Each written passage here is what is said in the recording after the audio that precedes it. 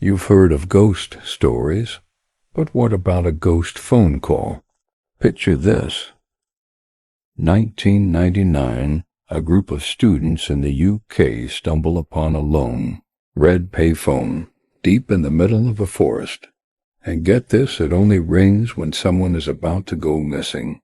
But the most terrifying part? The phone, it knows their names. Our story takes us to the eerie Waltham Woods in the UK. A few friends from the local Greenholt College, out for a bit of an adventure, find this payphone booth just standing there, completely out of place. It looks old, weathered, almost like it grew there. They think it's just a weird prank or some abandoned relic. They joke about it, take some pictures, and head back. But then a few days later, they're drawn back to the woods, almost against their will. As they approach the clearing, the phone starts to ring. They hesitate, but curiosity wins. One of them picks it up. On the other end, nothing but static. They hang up, a little creeped out. The next day it happens again.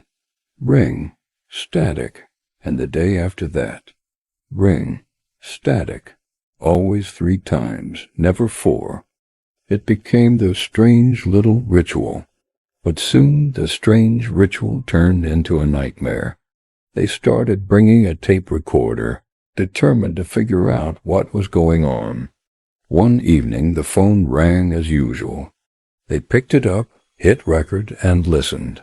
This time, through the crackling static, they heard something else. A faint, urgent whisper.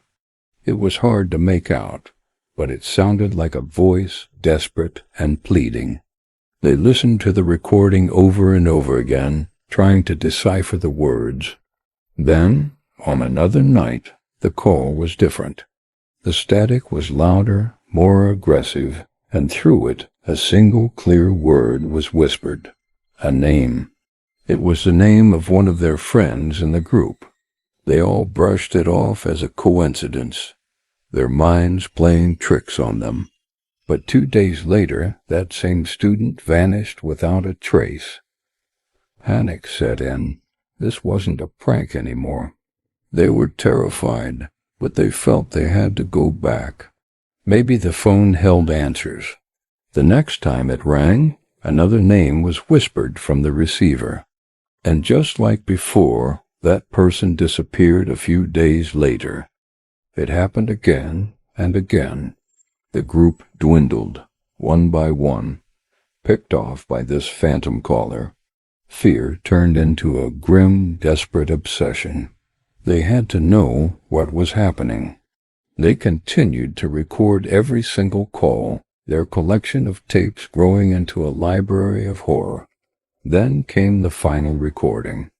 The phone rang, and the last remaining member of the original group, the one who had been documenting everything, picked it up. This time the whisper was clearer than ever before. It said, "I'm the last one." Chills ran down his spine. The voice, it was his own, but that's impossible. He was standing right there, holding the phone. He had never spoken into it. He hadn't even been in the forest when the other calls were made. He was the group's historian, always waiting safely back in town. He dropped the phone and ran from the woods, never looking back. Weeks went by. The police investigated the disappearances but found nothing. The payphone booth itself was eventually removed by the authorities, leaving just an empty patch of dirt in the clearing. But the story doesn't end there. Months later, hikers passing through Waltham Woods reported hearing a strange sound, a faint but unmistakable ringing, echoing through the trees from the very spot where the booth used to be. The ghost phone was still calling. So let me ask you, if you were walking through those woods and heard that phantom ring, would you answer it? Let me know your answer in the comments below. Have you ever heard a radio transmission that shouldn't exist? A voice from a place that's long gone? In the vast, silent expanse of the Gobi Desert, a story circulates among the few who patrol its borders, a tale that defies all logic. It's about a Mongolian guard post, a lonely outpost that burned to the ground in a fire back in 1974. Officially, it's nothing but a ruin. But some people say it's still broadcasting. Our story centers on Batsai Khan Inc., a 52-year-old radio operator who has spent his life listening to the whispers of the desert. For years, he'd picked up strange, fragmented signals coming from a dead zone on the border. At first, he dismissed it as atmospheric interference, the kind of phantom noise common in such a remote area. But the signals were persistent, and one day he managed to clean up the audio just enough to make out words. The voice was conducting a roll call, reading out a list of names. Batsai Khan ran the names through the military archives. His blood ran cold. Every single soldier on that list had died in the 1974 fire. Night after night, Batsai Khan became obsessed, tuning into the phantom station.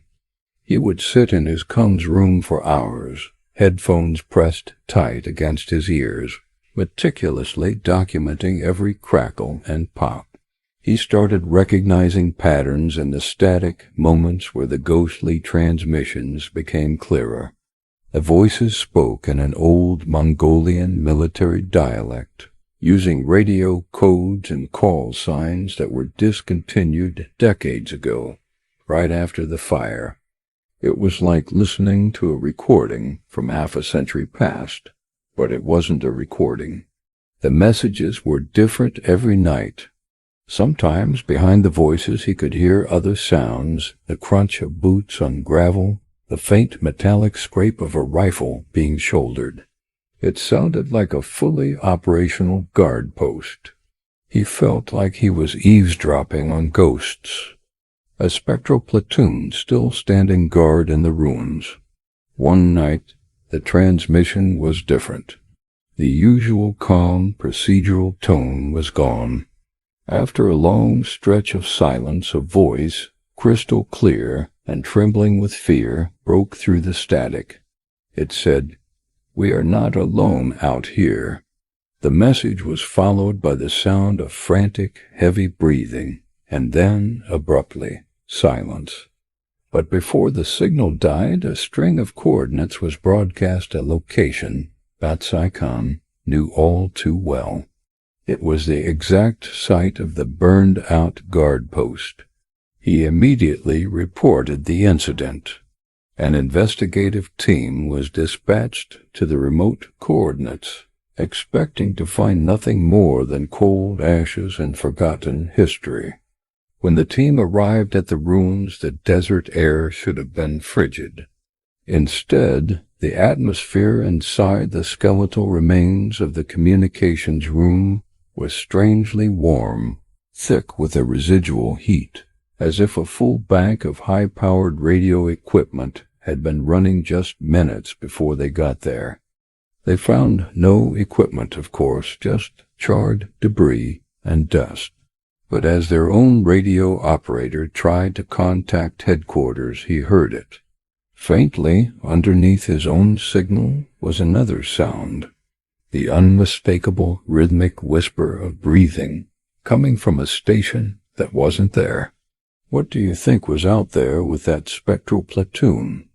Let me know in the comments if you want to hear more legends from abandoned military bases. Have you ever heard of the Snowstorm Cabin? Deep in the Finnish wilderness, hikers have been telling a chilling story for decades. They speak of a small wooden cabin that appears out of nowhere, but only when a blizzard is raging. You'd think it was just a hallucination brought on by the cold, except for one impossible detail. Every single person who claims to have seen it describes the exact same interior. The stories center around the forests near Rovaniemi, in the heart of Lapland. Imagine being lost, the wind howling, snow blinding you, and then, through the white chaos, you see it a single light, a promise of shelter.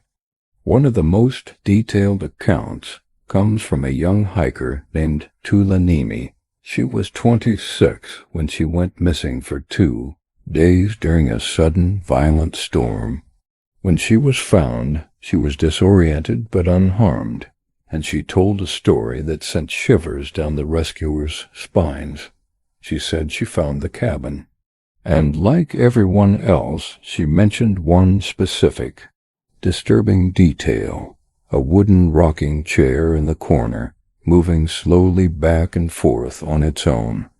Tula said she was desperate, on the verge of freezing, when she stumbled upon the cabin. The door was unlocked. The moment she stepped inside, the wind stopped.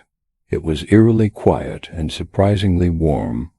A single lantern hanging from the ceiling cast a soft, golden glow. But when she looked closer, there was no oil, no candle, nothing to explain the light. The air was still and dry. Then she saw the walls. Someone had carved tally marks into the wood, from floor to ceiling, on every single wall. There were hundreds, maybe thousands of them. Each group of 5 crossed through with a desperate slash. The rocking chair continued its steady, silent rhythm in the corner. She said she stayed for what felt like hours, too scared to sleep, just watching the chair rock and the strange, sourceless light flicker. The warmth was comforting, but the silence and the tally marks felt like a warning. Eventually, the storm outside seemed to quiet down, and she knew she had to leave. She couldn't shake the feeling that she was not alone, that staying any longer would be a fatal mistake. As she opened the door and stepped back out into the snow, she took one last look back. That's when she saw it. Fresh footprints were appearing in the snow behind her, one by one, as if an invisible person had just walked out of the cabin and was now heading back inside, leading from where she stood, straight to the now closed door. Terrified, Tula ran. She didn't stop until she collapsed from exhaustion, which is where the search party eventually found her. They followed her tracks back, trying to locate the cabin she described. They searched the entire area she indicated, but there was nothing. No cabin, no structure, not even the remnants of an old foundation. Her footprints simply stopped in the middle of a clearing. The only strange thing they found was a small circular patch of snow that was inexplicably warm to the touch, as if a fire had just been put out, melting the ground beneath it. To this day, no one has been able to explain what Tula and so many others saw. Was it a shared delusion, a trick of the mind in extreme conditions? Or is there really a cabin out there, waiting in the snowstorms for the next lost traveler? If you were freezing, lost in a blizzard, and you saw that light, would you have stepped inside? Let me know in the comments below. Thanks for watching, and don't forget to subscribe for more strange stories.